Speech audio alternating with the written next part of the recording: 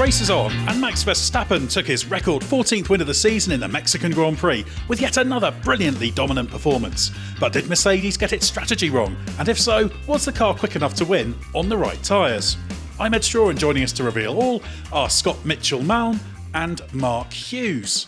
Scott, how have you been enjoying Mexico? Enjoyed it a lot. Yeah, it's always this is always one of the most fun races to come to in terms of the passion, enthusiasm, the colour, everything that you would expect really for a race in Mexico. Obviously did this race last year, so it isn't one like Austin, for example, or Singapore, where I've had a bit of time away, but nonetheless still very excited to come back. And although it was a race that didn't quite spark into life in the way I was hoping at the front, it was interesting enough for a lot of it for me to. I wasn't counting down the laps for most of it. Let's put it that way. Yeah, it was one of those, wasn't it, Mark? Just a little bit of intrigue. So it wasn't a gripping thriller, but there was always something to be thinking about, or something that maybe could happen. Exactly. Yeah, it didn't quite take a light, but yeah, it might have done. But if those pesky tyres had behaved slightly differently. That's the complaint of many people at times in Formula One, but we shall have plenty of opportunity to unpick the race, so we'll crack straight into it. And Mark, we'll have a bit of a twist on the usual how the race was won question here, and instead ask how Mercedes lost it, given hopes were high of taking the fight to Verstappen. Getting their tyre choice wrong, in hindsight, that is, lost them any chance of taking the fight to Verstappen, which they otherwise looked capable of doing for the first time really this year. But it certainly wasn't a done deal that it would have won, even on the same tyre strategy. When you take the fuel load offset into account and you compare the pace of Verstappen and Hamilton on the medium, it looks like Max has still got around about 10th on him. So to have won, either Russell or Hamilton would have needed to have started on the same tyre and won the start and somehow not got undercut. So it was a bit of a stretch anyway. But with their respective tyre strategies, of course, it was no contest. Yeah, and of course, Max Verstappen in the end taking a relatively dominant victory as a result, with Lewis Hamilton second. As always, we've got questions from the Race Members Club, so we'll cycle through some of those because obviously there's a lot of interest in the Mercedes strategy.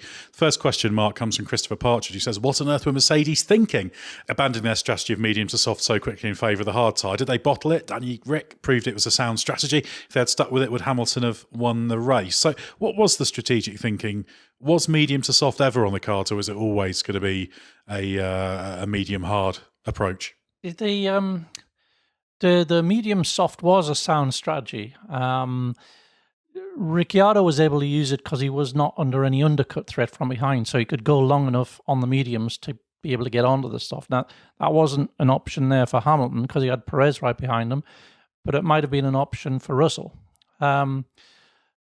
It wasn't a strategy that Mercedes abandoned, Christopher. It was that they didn't have it in the first place because they believed, wrongly as it later turned out, that the combined range of the medium and the soft would have left them around 20 laps short, i.e. 20 laps of lapping very slowly on knackered tyres. So the plan was always to go on to the hards. They later considered extending Russell long enough to get him onto the softs, but they felt his mediums were falling off quickly enough that the softs weren't going to pull him back the time he was already losing to Perez, which was about a second a lap at that time because Perez had stopped. And it just sort of confirmed their earlier idea that they didn't have the range to do that. It was sort of confirmation bias, if you like, and then they brought him in because they thought it was going to do more damage leaving him out. They didn't really... They came into the race not knowing if it was a 1 or a 2 stop, and the idea of starting on the mediums in that instance was that if they didn't have the range with a combination of soft and medium to do a 1 stop, at least they were covered. If they start on the medium, they could do either a 1 or a 2 stop. That was their thinking going in. You've partly answered this next question, but Scott, Daniel Booth says, as you record this podcast, are Mercedes still waiting for Verstappen's mediums to drop off? And slightly less sarcastically, was there merit in Mercedes' ultra-conservative strategy today? It seemed destined for a soft-medium versus medium-soft showdown, yet Merc decided to throw hards into the mix for some reason. What did I miss? Now, we've covered that detail of the tyre choice, but what did you make of the Merc strategy as a whole? Yeah, I don't know if it was conservative as such. I think it was just a bit unimaginative once the race started. So I can understand why Mercedes may well have had an idea that Red Bull would want to maintain track position and start on the softs. And given what the drivers were talking about the straight line speed of the Red Bull, I think they knew that they weren't really going to overtake them on track. So the only option would be to do something different on strategy, and Mercedes clearly felt going into the race, as Mark was explaining, medium hard was the way to go. What I don't understand is, as the race played out, as that first stint played out, I don't really understand why Mercedes couldn't have reacted to the circumstances and felt that actually we're not going to need the hard here. We could just extend. And I understand that they maybe didn't want to sacrifice track position necessarily, but it just, honestly, it felt, I said unimaginative, and I feel like obviously James Vowles is in charge there strategically, and it felt a little bit like Mercedes were just going to blindly follow what the sort of pre-race prediction was and what the data said, which is fine in a lot of circumstances, but it felt like that took precedent over reading what was happening in front of them. And I feel like the realization dawned on them far too late in the Grand Prix that the mediums were not going to drop off. With all the evidence that we saw in the first stint, you look at how far someone like Ricciardo was able to go on the mediums in the first stint, and obviously by the end of the second stint, everything's working a bit better anyway. There's a bit more grip. The fuel's come out of the car, so there was no real question that they'd be able to go that far. So the bit I don't understand is why they didn't or couldn't react to what was in front of them. But maybe I've missed something there. I think, Scott, that it wasn't so much that they were predicting by that stage that the medium was going to drop off. I think they were hoping that it was, because they'd already committed by pulling them in off the original mediums early, because they were seeing drop off, and maybe that drop off would have stabilized if they just extended.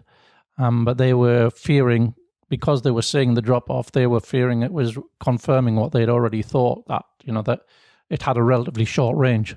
So that's why they put them fairly early onto the hards, and then just had to hope that the mediums on the Red Bulls would drop off the same way that theirs had. But of course they didn't.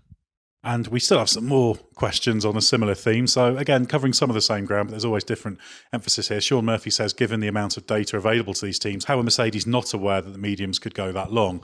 As they were so long lasting, how could they think that a medium hard strategy could beat a soft medium one? If Ferrari made this call, surely they would be pilloried for it. Mark, do you think they should be pilloried for this, Mercedes? Well, I don't think Ferrari should be when they get it wrong usually.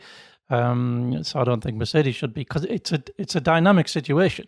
It's not an exact science. It's not like, how can you not know? It's easy to see in hindsight, but it's such a dynamic situation, and it's often quite impossible to call in lifetime. At this altitude, with how quickly the track temperature soars and dives, totally changing the tyre traits and the handling traits along the way, you can get it wrong for all the right reasons, and just as you can get it right for the wrong ones. That said, I believe Red Bull got it right for the right reasons, but Merck's reasoning wasn't stupid. It was just wrong in hindsight. And yeah, Ferrari would get pilloried if they'd done that, but it would still have the same only wrong in hindsight logic, if you see what I mean. The key bit of what Merck did that I think in the moment didn't really make much sense to me was not splitting the strategies around the first pit stops. I understand why they would want to put both of them on the medium, because my and this is a bit of a guess, but my guess would be that either of those cars could have emerged ahead of the other at the end of the first lap. And then if you think that the medium is the best tyre to be on to attack the Red Bull, you want both your drivers to have that opportunity. But what I don't understand is why in the middle of that race, when you had, especially as Russell was not off the back of, but, he was the last car in that quartet, Hamilton was chasing Verstappen, why not split the strategy? Why not react to the data that you're getting from other cars that are running longer, and look how long everyone's eking out the softs and this kind of thing? That's probably the bit I take issue with most. I feel like that was an opportunity to split and be a bit bolder and be a bit more aggressive. And I just feel like they went, no, we're just going to play it a bit safe and stick with what we think is going to happen in this Grand Prix. I did wonder if they might split at the start, actually, and start one of them on softs. Presumably, you'd start Russell on softs in the hope of getting ahead, basically because that track position at the start was so important. I thought that might create some interesting opportunities, but obviously they went for reasons we've discussed with both on mediums. Question from Danny Elliott, who says, was there a chance to pit Russell for the soft tyres during that brief virtual safety car period? That, of course, was late in the race when Alonso stopped. I'll answer that one. There was the chance, but there wasn't really much point in it. It was a very short VSC.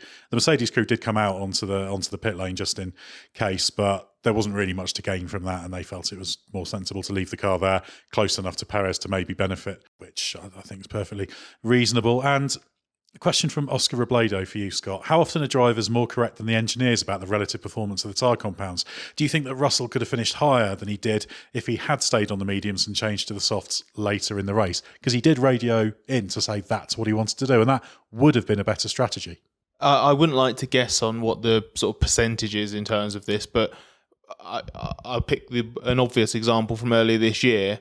When we had the changing of the changing conditions in Monaco, should you go from wet to winter or stay out? And Carlos Sainz was very vocal about wanting to make sure that he could feel where the grip was, and he felt that actually the switchover point to just to go fully onto slicks would come too quickly. It wouldn't be worth it. And having spoken to Charles Leclerc, he regrets not being that vocal. He could have overturned the team's decision back in Monaco. It does happen. Sometimes the drivers are the ones in the right, but it does feel quite condition dependent. I do feel like in mixed conditions, that's where you trust the driver a bit more. But I see why even in the dry, sometimes the driver's just got a bit of an idea. We hear it a lot with Hamilton's pretty good at being vocal and saying, actually, tyres are good, I think I can extend. There's been a couple of times this year where Russell has tried to get a bit vocal over the radio, and I think he got what he wanted at Zandvoort, didn't he? But he didn't get what he wanted here. There's a little bit hit and miss. I feel like Russell would have had a better chance of doing something better than he did. I can't say whether he would have finished higher up, but I just feel like he'd have been a bit more on the front foot if they'd done that. It's an interesting one, isn't it? The driver or the pit wall, and I think the driver's got the feel, obviously, but the pit wall have the numbers and the overview. And the other thing is the driver's by nature more gung ho than the engineers. So it'd be interesting to see a driver on the pit wall without any training, just do it by feel. He should have come up with some crazy strategies, but they might work every now and again. But with Russell, it did look like his mediums were dropping off, so he would probably have lost a lot of time staying out.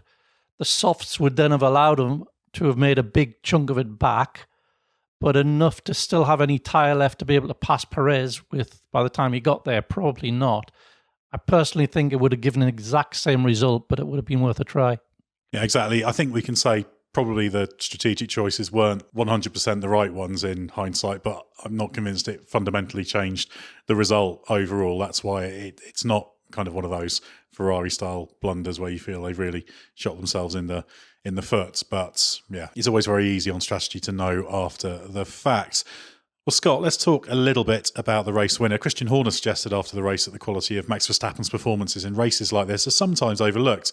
Is that the case, or is he, as some might have it, just sat in a very fast car? He is sat in a very fast car. He's doing a very, very, very good job with it. And I can see why there's a feeling within Red Bull that what Verstappen's doing is being overlooked.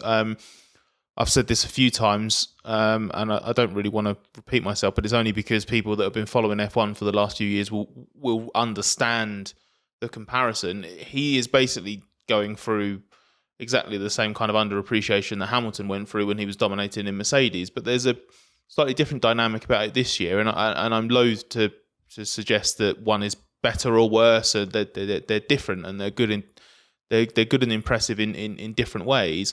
But one of the things that makes Verstappen's year so impressive is that he spent most of it without the fastest car, or certainly at least half of it without the fastest car. And what his critics are a bit too quick to overlook is that, yes, the Red Bull is now the fastest car in Formula One. I think it's the fastest car over one lap, and it's definitely the fastest car over a race distance. But Max had this championship won before he had the fastest car. You know, the run of Ferrari and Leclerc poles in the first half of the season, Max won a lot of races not starting from first, and obviously, as we've gone into detail in past podcasts, he's won 3 of them from 10th or from what was it, like 7th, 10th, and 14th, I think, are his lowly grid slots that have resulted in wins. So he's been fantastic this season, and this was another good example of it, because clearly the car was very good. Clearly the car was capable of eking out the tyres in the way that they needed to be eked out, and clearly Red Bull played it absolutely brilliantly with that strategy. But Max still had to get it done, and given that, you know, Checo is renowned for his tyre whispering, Max was the one who actually was able to do that and maintain a more impressive pace across both compounds today. And it's that tyre management that I think is an underrated part of Verstappen's skill set. They gave him an ambitious but achievable strategy to pull off, and he did it absolutely faultlessly. It wasn't a swashbuckling way to break the win record for the season, but it was a very, very good way to do it. It's one of my standard phrases, really, that the great drivers make the extraordinary look mundane, and it looks boringly dominant, but it's just because he's putting it together so well. And we should say as well, the Red Bull team as well are really on it and really sharp. They don't make the strategy errors so often. They said they were very surprised to see what Mercedes did. So it's just a great combination, Verstappen and Red Bull really thriving. And of course, 14 race wins now for Max Verstappen in a season. That's a record, breaks Sebastian Vettel's record of 13 from 2013. That was a 19 race season. This is a 22 race season. But of course, we've still got 2 races left. And yeah, it's difficult to compare years in that regard, but it's still 14 race wins in a season is pretty mighty. Mark, obviously Sergio Perez got on the podium, 3rd place, good for the home fans. They'd have been hoping for a victory, but what did you make of his weekend? I was intrigued going into this weekend because with Red Bull having sealed both the Constructors and Drivers' Championships, its only task now is to try and get a 1-2 in the Drivers' Championship, which they've never done before. And what better way of doing that than to help get Sergio a victory on his home soil, and maybe, you know, possibly, we don't know, but Max may not have been averse to helping him do that if he could get himself in a position to do it, because Checo, after all, helped Max win in Spain earlier in the year. But he didn't get that opportunity because it all began going wrong in qualifying, really, with a faulty sensor, which meant he didn't know what his brake balance was. He had no instruments, etc. So that really that put him on the back foot. That put him 4th of the 4 fast cars. He jumped at the opportunity Russell presented at the turn 2 to go 3rd, and that was it, really. Had he not had the pit stop delay, he'd probably have been 2nd. He probably would have undercut Hamilton. But some days you just don't get the opportunity to do your best stuff. So I'm not critical of his performance on this occasion. I think he was just a victim of circumstance, really. Yeah, I thought it was actually one of his better weekends during the time when it's been more difficult for him to get anywhere near Verstappen's pace. Had a few problems, well executed 3rd place. So yeah, decent weekends work there for Sergio Perez. The only thing I would say is Max doesn't have a particularly great poker face because he's just pretty blunt. I think he says exactly what he means. And having stood in front of him on Thursday when he was asked, would you help Perez this weekend? Max had absolutely no interest in even entertaining the idea. I get that it might have been a little bit different when you're actually on track, and if Checo was actually harrying him in 2nd place and putting a bit of pressure on, maybe Max would have considered it. But I don't think he had any intention at all of just moving aside and making life easy, and I'd have been extremely surprised if he actually did that, and if Red Bull indeed would have ordered it. Ultimately, the best drivers just want to win and win and win, and that's what Verstappen's been doing. But yeah, Perez was never able to put himself in a position where that might have been a question.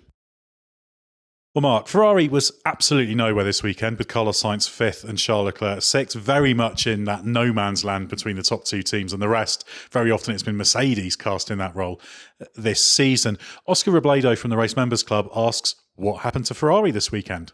Well, Oscar, if you think back to Austria and Carlos Sainz's massive fiery failure there, that was a turbo failure because in the high altitude of that track, the small turbos on the Ferrari were running way faster shaft speeds than they could safely contain, as it turned out. And Mexico is much higher altitude than Austria, and a smaller turbo can generate the same boost as a bigger turbo by running faster, but and in the thin air it runs really fast. All the turbos run faster to reach the same boost level as they would in a normal atmosphere. But obviously it took the Ferrari one past the safe shaft speed limit, and so they had to turn the turbo way down to prevent a repeat of what happened in Austria. So that they knew that coming in.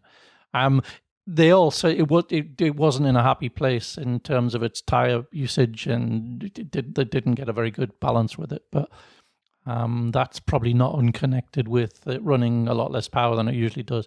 So it was just not in a happy place.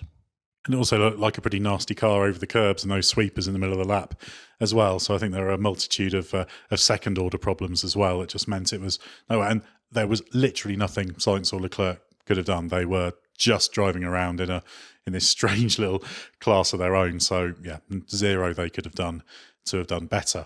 Let's take a trip to Grid Rival Corner now. Grid Rival, of course, is the fantasy motorsport game that lets you pick a team of 5 drivers and a team to pit your wits against fellow F1 fans, and even some of us here at the race. While I'm very much focused on 2023 Grid Rival development now, you're still flying along nicely, Scott. So what's going so right? I honestly think there were a few times earlier this season where I made some good choices and just got a bit unlucky. And now I feel like I'm making sensible choices and honestly getting a bit lucky. So I've had another 4-figure week. I hadn't scored 1,000 points at all until, was it Singapore or Japan? And now I think every race since then I've cleared the 1,000 point barrier. So I think I've gained about 300 places in our league in the past 3 or 4 races. Had another strong one this weekend. I had obviously Max Verstappen, because who doesn't have Max Verstappen in their team? But supported by Lewis Hamilton, Lando Norris, George Russell, Valtteri Bottas, and I had Alfa Romeo as the team. So yeah, quite a nice little collective run. And I think for the 3rd week in a row, I've outscored our league leader, which I am actually very proud of. Well, I think you're just pushing on with development late in the season. This is going to hurt you at the start of next year. Stable set of regulations, it all rolls over. Well, evolution, yes, but you can always make a step if you find the right idea. And on top in the race league is Daniel Ricciardo on a round 20,000 points, pulling a further 19 points advantage over Jackie 789-58103. It's incredibly close, so this final driver and team choice are going to be crucial in Brazil and Abu Dhabi. And our top scorer for Mexico was These Tyres Are Dead with 1,091 points, 7 points clear of Roscoe. 2 Lewis Hamilton themed team names there. It does sound like it, doesn't it? Yeah. It's a join in the fun on Grid Rival, and it's well worth doing to get a feel of the game ahead of the 2023 season, when everyone will be battling to finish second to me, of course. Download the Grid Rival app or visit the Grid Rival website. The link is in the episode description for this podcast. Scott, let's talk about Daniel Ricciardo. He had an eventful race, emerging as best of the rest in 7th place, despite that 10-second penalty for causing a collision with Yuki Tsunoda that put the AlphaTauri out of the race. A question from someone who describes themselves, I should add, as the slightly less talented Jack Aitken. Now, this is because we were wondering whether Jack Aitken, when they last asked the question, was the Jack Aitken, Williams F1 driver, did that one race in Sakhir Grand Prix a few years ago. I'm not 100% sure whether the slightly less talented one might be Jack Aitken. Who's to say? That's unfair. That's hugely uncharitable. Who knows? I haven't done a survey of all the Jack Aitkens, but no, very much not trying to lay claim to be the racing driver. But the question is, 10-second penalty aside, this Grand Prix has felt like one of Daniel Ricciardo's best of the season. Are there any words of comfort you can offer to ease this Australian listener's 2-year-long pain? It definitely was one of Daniel's best of the season. I wouldn't get too carried away in terms of, I don't want to overemphasize the quality of the drive, because the quality was very good. The pace was strong. He set himself up for a really attacking finish with his ultra long first stint and then that long-ish final stint on softs. The main thing is that he was able to execute that strategy really well. He made use of the fact that he was on the fresh soft tyres late on. And the Tsunoda incident aside, he did a really good job of just getting his head down, picking off the few people in front of him, and then when he had that 10-second penalty, building the gap. And that obviously all sounds very much like a really, really good performance, and this was a very good performance. But it wasn't like he emerged 12th or 13th on the same tyres as everybody else with 2 or 3 laps fresher rubber, and then just went on an absolute barnstorming drive, lunging people left, right, and centre. The circumstances were there for this drive, this result to be achieved.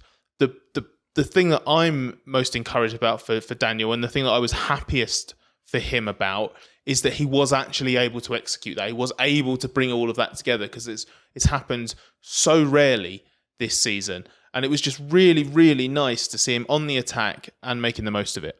Yeah, it's one of those difficult things, because it always seems like someone's being spectacular. I think I agree with you in terms of the fact it was good that he executed from this opportunity. Just to make a comparison, Ricciardo came out in 13th place on those softs. It was 12th really, because Joe was about to stop, and then he got through to 7th.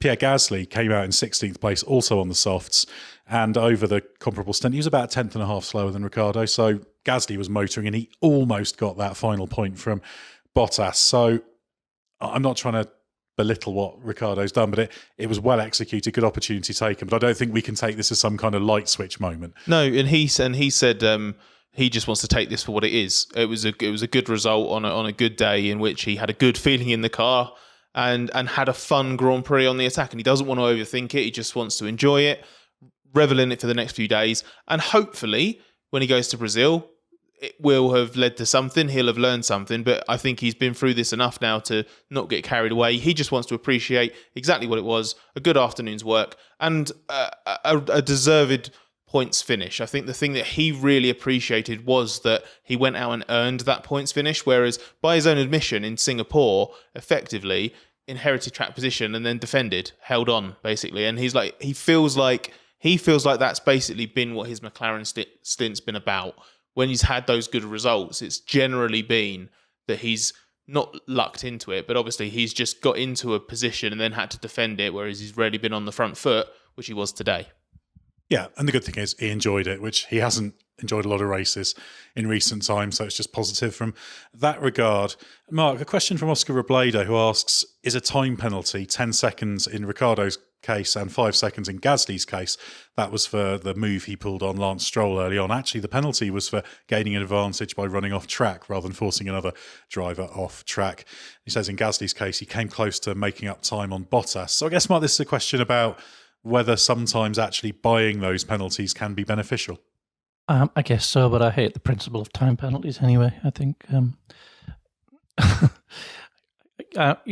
from an era of racing where drivers used to crash into each other every now and again. It just added the unpredictability, and there might be a bit of a argy-bargy about it afterwards, but there was no code. There was no, this is worth 10 seconds and this is worth 5 seconds, and we didn't like the way you went around that corner. I hate all that. I hate the codifying of racing, which is supposed to be an intuitive thing.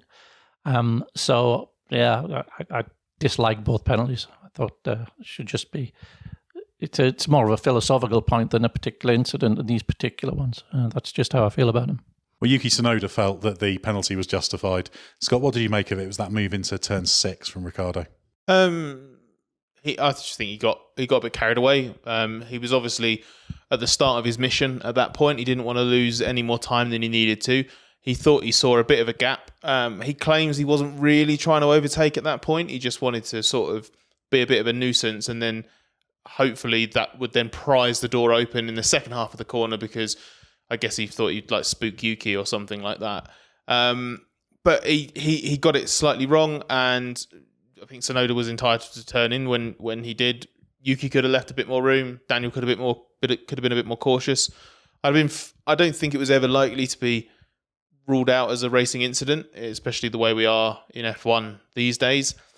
It didn't bother me a huge amount that Ricciardo was blamed for it, but I kind of get the point that Oscar's making, which is just like if you decide that these penalties have to exist, to sort of build on Mark's point about philosophically, is this right or wrong? If we live in a world where those penalties have to exist, then I kind of feel like they do need to hurt, whereas you can game a 5 or 10 second penalty. Because if you're being held up by a driver, biff them out the way or force them off the road, take the place, get the 5-second penalty, but disappear up the road yourself. And then it doesn't matter that you're getting this time penalty, does it? So that is something that is a bit weird about this penalty system.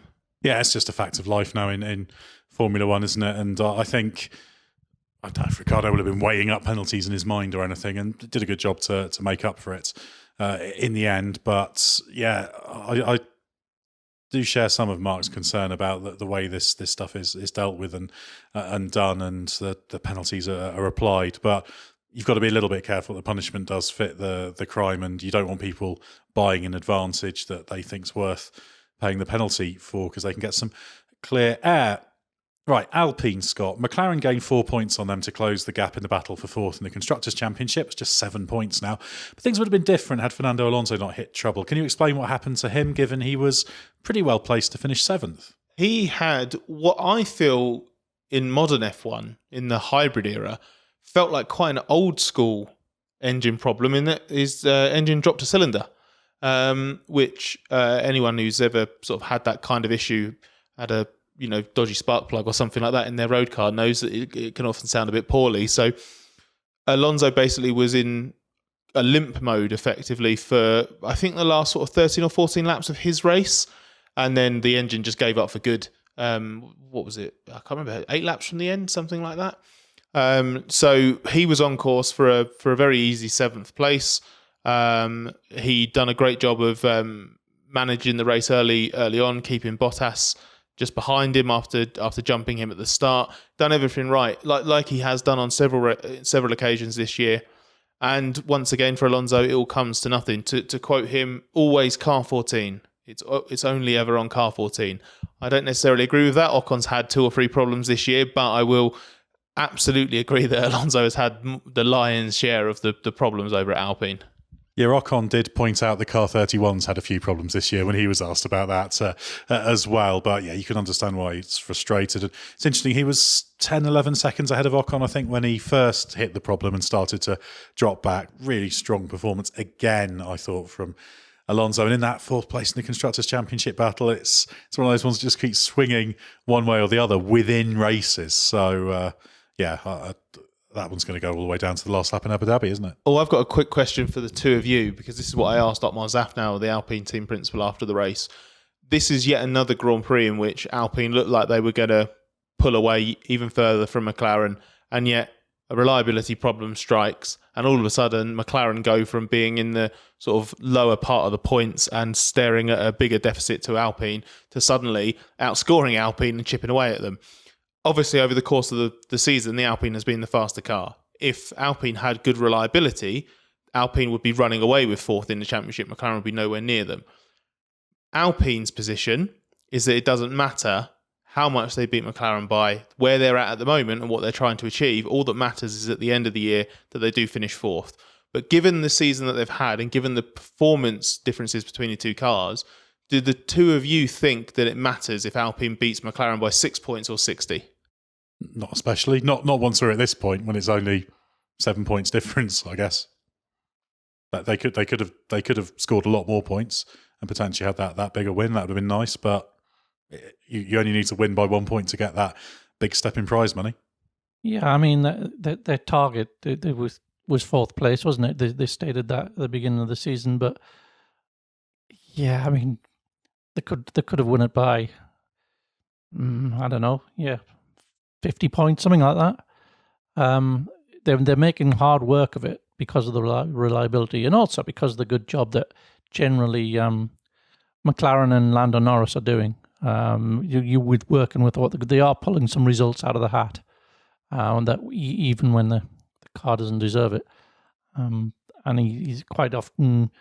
You come through a weekend, you'll watch the practices, you'll look at the performance patterns, and it's clear the Alpine's got a good, couple of tenths on the McLaren, and then come final laps of Q3, you think, oh, there's Lando, and he's done the same time as Fernando just about.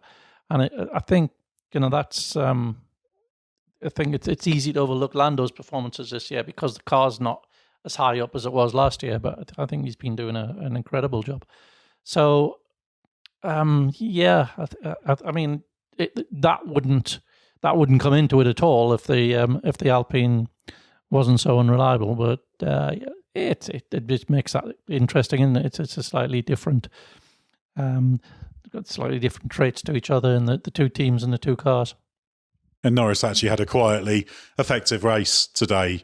He only finished 9th, medium-hard strategy. That wasn't the right strategy. So, yeah, did a decent job and was the quicker McLaren driver overall. Obviously, the factors we talked about before with Ricciardo on the softs were what switched that round. In the race, let's talk Alfa Romeo, Mark. Valtteri Bottas picked up his first point since Canada in June, but 10th was disappointing considering the pace of the car. So how did he turn 6th on the grid into scraping a point ahead of Pierre Gasly and Alex Albon? Yeah, tyre choice again, just like Mercedes. Mediums and hards. Should have gone medium and soft. In fairness, they were trying to keep him out long enough to do that, but then as mediums began to fall away, or they suspected they were, that's how it looked like on the lap time, same with Mercedes, and they were looking at the hards that had just gone on the other cars, and they didn't seem too bad initially. So they changed their mind and put him on the hards. And he got out ahead of Ocon on his out lap, but it was so close that Ocon was able to pass him on the warmer tyres. And the pit call had been made quite late, so it wasn't an optimum in lap. So were it not for that, Ocon probably wouldn't have got past him. It would have made a difference at one place. His brakes were running hot early on when he's running with Alonso, so he'd drop back there. And all this with that same Ferrari power shortfall too. So I think the Alpha chassis is working really well since that upgrade in Japan and Austin. And it would be looking really impressive, I think, this weekend if it had had the normal Ferrari power, shall we say. And Bottas was really quick in Mexico as well. He was back to that advantage over Joe that we saw really early on when Joe was still feeling his way in. So, yeah, definitely on form at a track, of course, where he took probably his most impressive F1 pole position last year. As always, we will finish off with a quick-fire round of the Race Members Club questions. So, Scott, first up from Danny Elliott. Would Mercedes prefer to finish third in the Constructors' Championship given the wind tunnel allowance next season? They've obviously closed the gap considerably to Ferrari here, so surely they'd want the extra wind tunnel time to potentially change the car philosophy for next season. I understand the principle behind that point, but I just think Mercedes is such a competitive sporting organisation that if you got the chance to beat somebody in the championship, I think it's just a motivation for everybody to try and finish second. And if you consider where the two teams started the season, then the prospect of beating Ferrari in the championship would be a massive achievement where they were 6 months ago. And I think that's a huge carrot for Mercedes. So no, I think they'd rather have the championship position and the prize money that goes with it as well than they would to have that extra, 5% of ATR allowances. Yeah, that's your consolation prize, I think, if you don't do it. Mark, another question from Oscar Robledo who says, simply, what happened to Aston Martin this weekend? They were pants, weren't they? There was no great description. There was no obvious reason. They never got the car into a happy window with the tyres. It just never had any grip. There's nothing about this track which should fundamentally punish this car more than the others. They just missed a sweet spot all weekend somehow, and they don't really know why. So we don't know either. Yeah, we spoke to Tom McCulloch earlier today, and he said that obviously because they are a little bit marginal on Q1 often, if you don't quite get things right, and this is obviously a tricky circuit with the way you manage the tyres and prep, etc., they just weren't quite there, and then never really got there. The grip wasn't really there in the race. So, yeah, I think it was just one of those weekends. Scott, a question from Christopher Partridge relating to Haas, who finished 16th and 17th today with Mick Schumacher and Kevin Magnussen on a weekend when the car really wasn't competitive. Schumacher has performed much better in his second season of Formula One than in the first. This is his second season in F1, but his first in the new formula. Should Haas take a chance on him greatly improving next year in the second season of this new formula? I'm not really sure, because I don't think that really comes into it. Basically, Mick had his sort of free pass in 2021, and the first half of this year was, if you were being generous, that was maybe the chance to learn F1 properly because he was actually racing other cars. There has been a notable step since the Canadian Grand Prix onwards. He actually has been a lot more competitive. He's gradually chipped away at the qualifying deficit to Kevin Magnussen. He's out-qualified him a few times now. He has quite regularly outraced him since the Canadian Grand Prix, finished ahead more often than not in races that they have both made the finish, and obviously he's had a couple of points finishes as well. So there's a lot about that is obviously very positive, and I think Haas has taken that on board. But the main thing is that ultimately the question mark over Mick is how fast is he? And I don't think Haas gets that answer by just hanging on to him for a third year. It's not impossible that they will, but and I would add that the prospect of stability in this new era of Formula One, he knows the team, he knows the car, and he's clearly got his head around better. He's clearly got his head better around what the car needs, so he could conceivably make a step next year. But I'm not sure he necessarily has the capacity to make the step that Haas thinks he needs to make. So I think this comes down to simply what Mick offers now versus what someone like Nico Hülkenberg would offer now, rather than a theoretical potential that Mick could have, because I feel like Haas would have seen that and bought into it by now if it existed. Next up, question for you, Mark, from Danny Elliott. Given the Sao Paulo track is also above sea level, albeit not as high as Mexico, do you expect a similar competitive order at the next race for the front runners? I think the altitude ultimately only hurt Ferrari here. They'll probably have to make some compromise with a power unit again, but nothing like as much as here. I think it's only 700 or 800 meters altitude in the Lagos rather than 3,000. The Red Bull and the Merc contest should be reasonably close, but probably not as close as here, because the Merc could get away with the tyre drag design more in the higher altitude. But yeah, it'll be more level, I think. But yeah, it's always difficult to see past Red Bull this year. Next up for you, Scott, from Danny Elliott. Do you have any insight on the drivers' comments regarding numbers of people in the paddock over the race weekend? I believe the drivers had a few concerns regarding over-eager fans. Yeah, the main thing I would point out is that I can understand why this might have sounded a bit overly precious from the drivers at times. I have very little sympathy for people who are paid millions and millions of dollars a year to drive fast racing cars and then have the inconvenience of people asking for photos and autographs when they're spotted. That must be a horrible life. But the thing that was crossed the line this weekend is that it got quite personal space intrusive. Some people got quite grabby. There was clearly discomfort from the drivers about not necessarily going as far as their outright safety, but certainly a strong feeling of discomfort and just being a little bit wary, basically, of what was going on. So I quite like what Daniel Ricciardo said, where he just sort of suggested maybe F1 could incorporate some paddock guidelines for the fans who do have paddock access, just to make it clear to them what is acceptable and what isn't, because I feel like the Mexican fans are absolutely amazing, super enthusiastic and passionate. I think some got a little bit carried away this weekend, and it's not just something that happened here. There's been a bit of a growing trend of this increased presence in the paddock and maybe some people not behaving necessarily appropriately or totally respectfully. But it was, I think, perhaps exacerbated in Mexico just because of the nature of the fans being as enthusiastic as they are. So I felt like the F1 drivers this weekend just wanted to make a point of saying, we really don't want to not have these people around, but we can't have them around like this. So maybe we can try and work out the best way to do it so that we don't cut the numbers. We just make sure that people behave a little bit more sensibly. And I agree with that. I think that's fine. Mark, next question for you from Jack Aitken again.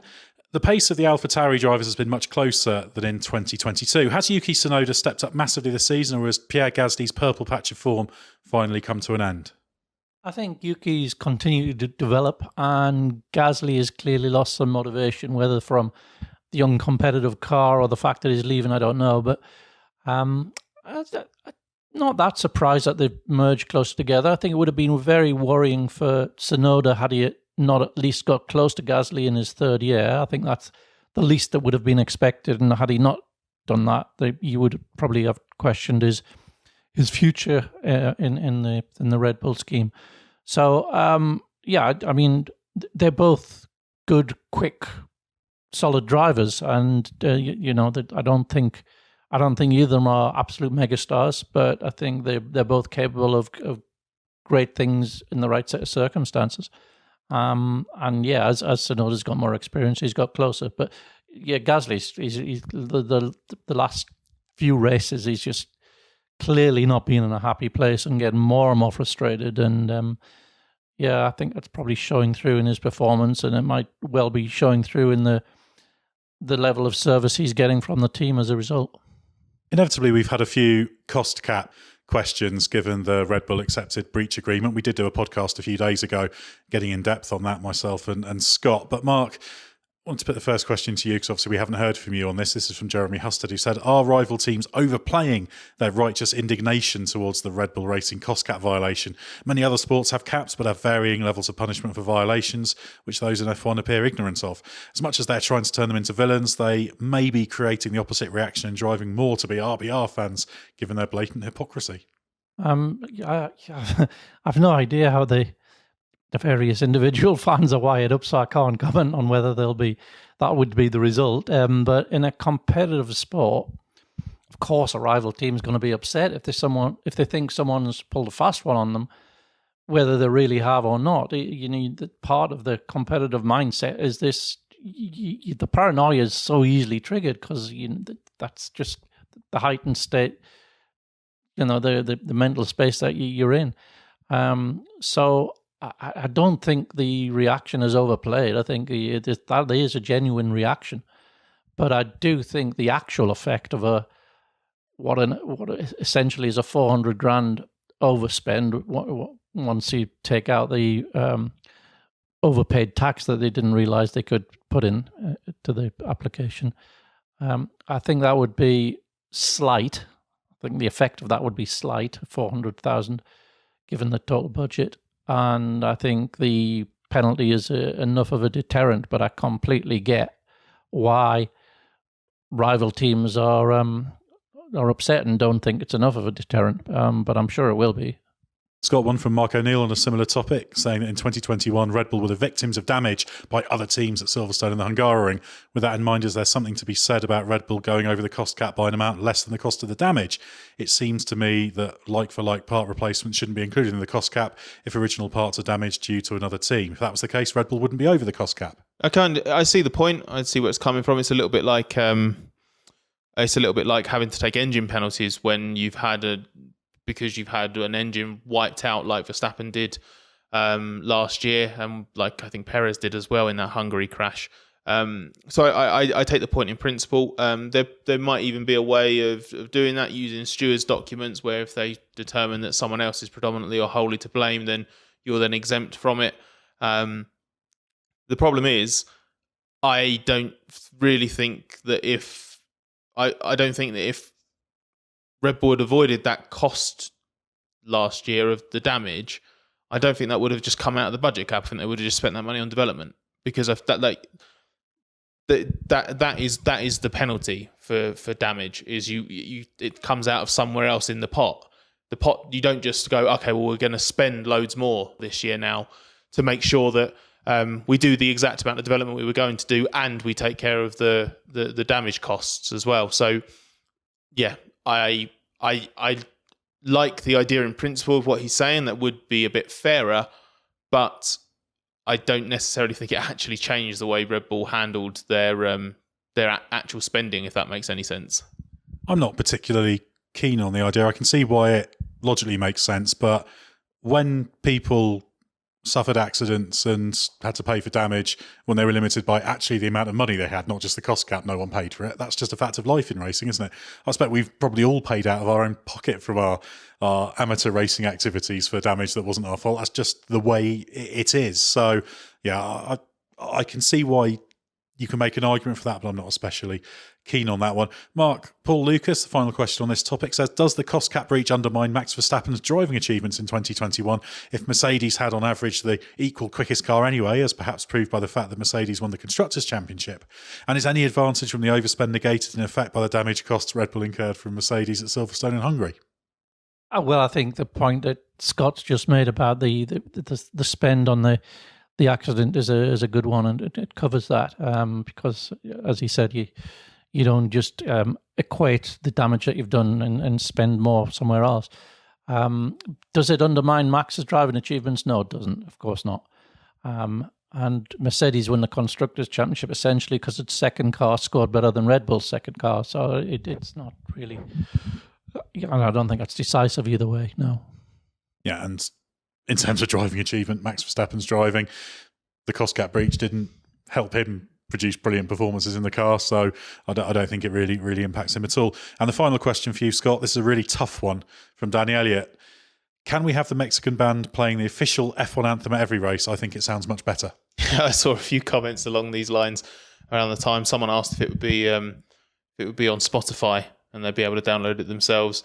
It goes back to what I said about the just the way this event is and the pageantry around it. It's the sights, the sounds, the smells as well, because the food in Mexico is absolutely amazing. And actually you get in the paddock, there's like taco stands and that kind of thing. So you're getting you're getting, pun not intended, a real flavour of Mexico. And okay, some of it plays to some stereotypes as we see in a few different races.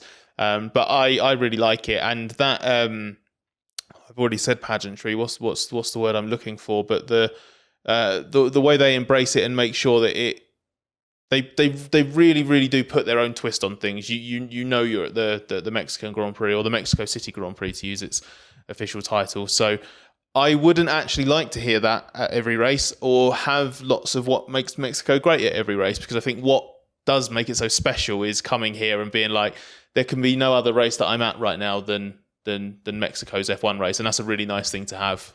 Given your taco consumption this weekend, I think you'd probably go for that amount of tacos. I am more taco than man at this point of the weekend. I'd like the F1 anthem interpreted with a culturally appropriate musical style for every race. I don't know, what we go to Brazil, have, I don't know, samba style or something. I think that would be an interesting thing to try and do, but not necessarily very practical. What would the style be in Abu Dhabi, Ed? That's a good question. Unfortunately, I've got to argue my cultural ignorance there. But that's half the point, isn't it? You can learn about these different musical styles. I think that'd be an ideal way of doing it. So you have 20, 24 odd ones next year. So F1 can get working on that right now. Well, thanks very much, Mark Hughes and Scott Mitchell-Malm, for your insight. Head to therace.com and don't forget the hyphen. Loads to read there on the Mexican Grand Prix. If you haven't already done so, download our app as well. Search for The Race Media on your app store of choice.